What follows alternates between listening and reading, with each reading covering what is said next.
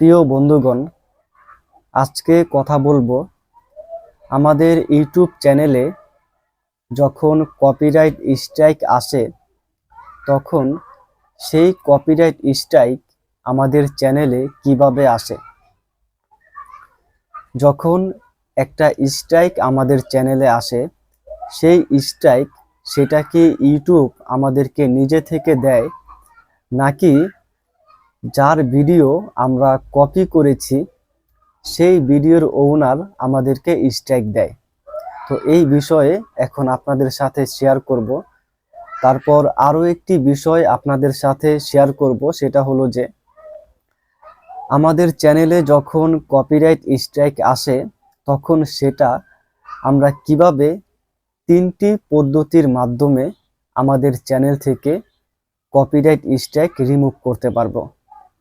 তো প্রথমে কথা বলি, যখন আমাদের ইউটিউব চ্যানেলে কপিরাইট স্ট্রাইক আসে, সেই স্ট্রাইক কিন্তু ইউটিউব নিজে থেকে আমাদেরকে দেয় না।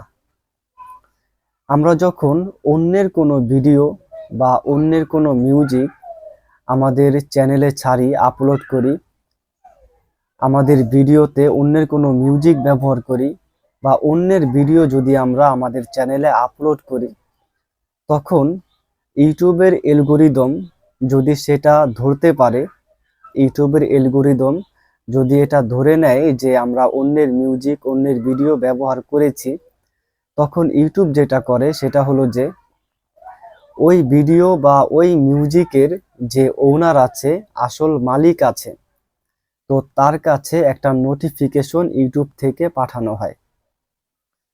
এখন যেই মিউজিক ভিডিও আমরা ব্যবহার করেছি সেটার আসল ওনার যিনি, তার কাছে নোটিফিকেশন পাঠানোর পর সে যদি চায় যে ইউটিউবের মাধ্যমে আমাদেরকে স্ট্রাইক দিবে, তাহলে সে কিন্তু খুবই সহজেই আমাদেরকে স্ট্রাইক দিয়ে দিতে পারবে।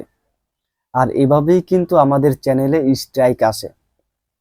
তো আমরা যদি এমন কোনো ভিডিও বা এমন কোনো মিউজিক আমরা আমাদের চ্যানেলে আপলোড করি যেটা আগে থেকে ইউটিউবে আপলোড করা ছিল, তো আগে থেকে যে ভিডিওটা আপলোড করা থাকবে, তো সেই ভিডিও যে আপলোড করবে, যে আগে আপলোড করবে, সেই কিন্তু হবে সেই ভিডিওর মালিক।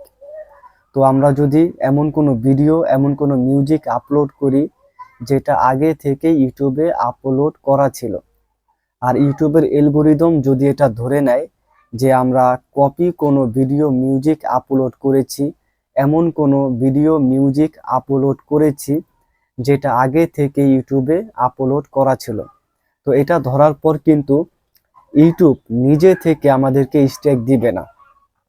এটার যে ওনার আছে, আসল মালিক আছে, যে আগে ভিডিও আপলোড করেছে, তো তার কাছে একটা নোটিফিকেশন পাঠাবে, তখন সে চাইলেই খুব সহজে স্ট্রাইক দিয়ে দিতে পারবে। আর এইভাবেই আমাদের চ্যানেলে স্ট্রাইক আসে। আপনাদের সাথে এই বিষয়টা শেয়ার করলাম যে কিভাবে আমাদের চ্যানেলে স্ট্রাইক আসে। তো এখন এটা শেয়ার করব, আমাদের চ্যানেলে যখন কপিরাইট স্ট্রাইক আসবে, তো তখন সেটা আমরা কিভাবে রিমুভ করব। আমরা এটা কম বেশি সকলেই জানি যে একটা স্ট্রাইক 90 দিন পর্যন্ত থাকে, কিন্তু এটা অনেকেই জানি না, এই যে একটা স্ট্রাইক যে 90 দিন পর্যন্ত থাকবে, এটা কখন থাকবে। যদি আপনি কপিরাইট স্ট্রাইক রিমুভ করার জন্য যে একটা স্কুল কমপ্লিট করতে বলা হয়, সেই স্কুল কমপ্লিট যদি আপনি করেন, তাহলে আপনার চ্যানেলে একটা স্ট্রাইক 90 দিন পর্যন্ত থাকবে। তা না হলে আপনি যদি কপিরাইট স্ট্রাইক রিমুভ করার জন্য স্কুল কমপ্লিট না করেন, তাহলে 90 দিন কেন, কখনোই কোনো দিনও আপনার চ্যানেল থেকে স্ট্রাইক রিমুভ হবে না। তো এখন তিনটি ধাপের মাধ্যমে কিভাবে আমরা আমাদের চ্যানেল থেকে কপিরাইট স্ট্রাইক রিমুভ করতে পারবো।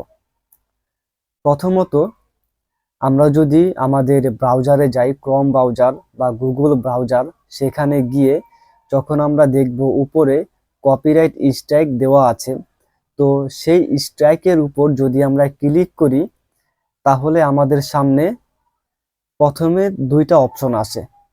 প্রথমটা হচ্ছে যিনি আমাদেরকে কপিরাইট স্ট্রাইক দিয়েছে তার একটা ইমেল আমাদের সামনে দেখানো হয়, শো করানো হয়।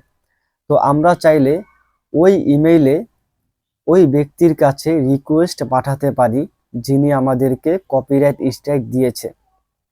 তাকে আমরা আন্তরিকতার সাথে রিকোয়েস্ট করতে পারি যে আপনার ভিডিও আমরা ব্যবহার করেছি, ভুল করেছি, আর আপনার ভিডিও আমরা ব্যবহার করব না, অথবা আপনার মিউজিক আমরা ব্যবহার করব না। এরকমভাবে আন্তরিকতার সাথে যদি তাকে আমরা রিকোয়েস্ট করি, তারপর সে যদি সেই কপিরাইট স্ট্রাইক উঠিয়ে নেয়, তাহলে কিন্তু আর 90 দিনের প্রয়োজন হবে না। সে যদি স্ট্রাইক উঠিয়ে নেয় তাহলে সাথে সাথে আমাদের চ্যানেল থেকে স্ট্রাইক উঠে যাবে। আর দ্বিতীয় অপশনটি হচ্ছে, সেটা হলো যে আমাদের সামনে দ্বিতীয় যে অপশনটি থাকবে সেটা হলো যে যদি আমাদের কাছে এটা মনে হয় যে আমরা অন্যের কোনো ভিডিও কপি করিনি, অন্যের কোনো মিউজিক আমরা কপি করিনি, সবকিছু আমাদের নিজের, তো ভুলবশত আমাদেরকে এই স্ট্রাইক দেওয়া হয়েছে, তাহলে কিন্তু ইউটিউবের কাছে আমরা বার্তা পাঠাতে পারবো, নোটিফিকেশন বা আবেদন করতে পারবো। সেখানে অপশনটি দেওয়া আছে, ইউটিউবকে এটা জানাতে পারবো যে এটা আমাদের নিজেদের ভিডিও। তারপর ইউটিউব যাচাই করবে, যাচাই করার পর যদি দেখে যে এটা আসলেই আমাদের নিজেদের ভিডিও, তো যিনি আমাদেরকে স্ট্রাইক দিয়েছে এটা তার ভিডিও না, তাহলে ওই ব্যক্তির চ্যানেলের জন্য কিন্তু ক্ষতি হবে। কিন্তু ইউটিউব টিম যাচাই করার পর যদি দেখে যে আমরা সত্যিই অন্যের ভিডিও বা মিউজিক কপি করেছি, তাহলে কিন্তু স্ট্রাইকটা উঠিয়ে নিবে না। এখন 3 নাম্বার যে অপশনটি, সাধারণত আমরা এই 3 নাম্বার কাজটাই করে থাকি। তো প্রথম দুইটা কাজ সবার দ্বারা হয় না। তো 3 নাম্বার কাজটি হচ্ছে, যখন আমাদের চ্যানেলে স্ট্রাইক আসবে, তো সেই স্ট্রাইক রিমুভ করার জন্য ওই স্ট্রাইকের উপর আমাদেরকে ক্লিক করতে হবে। ক্লিক করার পর সেখানে যে লেখাগুলো আমাদের সামনে শো করবে, সেই লেখাগুলোর মধ্যে বলা হবে যে আমাদেরকে স্কুল কমপ্লিট করতে হবে। তো স্কুল কমপ্লিট করতে হবে এটার মানে হচ্ছে সেখানে আমাদেরকে কিছু প্রশ্ন করা হবে, সেই প্রশ্নগুলোর সঠিক উত্তর আমাদেরকে দিতে হবে। সঠিক উত্তর দিয়ে আমাদেরকে সেটা সাবমিট করতে হবে। সেই প্রশ্নগুলোর সঠিক উত্তর দেওয়ার পর আর সাবমিট করার পর 90 দিন পর কিন্তু আমাদের চ্যানেল থেকে স্ট্রাইক চলে যাবে। কিন্তু 90 দিন পর আমাদের চ্যানেল থেকে যে স্ট্রাইক চলে যাবে, এটার জন্য শর্ত হচ্ছে একটাই, আমাদেরকে কপিরাইট স্ট্রাইক রিমুভ করার জন্য আমাদেরকে স্কুল কমপ্লিট করতে হবে। এটা কিন্তু অবশ্যই করতে হবে। তো কপিরাইট স্ট্রাইক রিমুভ করার জন্য স্কুল কমপ্লিট করতে হবে। স্কুল কমপ্লিট করার পর 90 দিন পর আমাদের চ্যানেল থেকে কপিরাইট স্ট্রাইক রিমুভ হয়ে যাবে। তো বন্ধুরা, এই ছিল আজকের ভিডিও, যে প্রথমত আমাদের ইউটিউব চ্যানেলে কিভাবে কপিরাইট স্ট্রাইক আসে এবং সেই কপিরাইট স্ট্রাইক আমরা কিভাবে রিমুভ করব। তো ভিডিওটি এতক্ষণ পর্যন্ত দেখার জন্য ধন্যবাদ।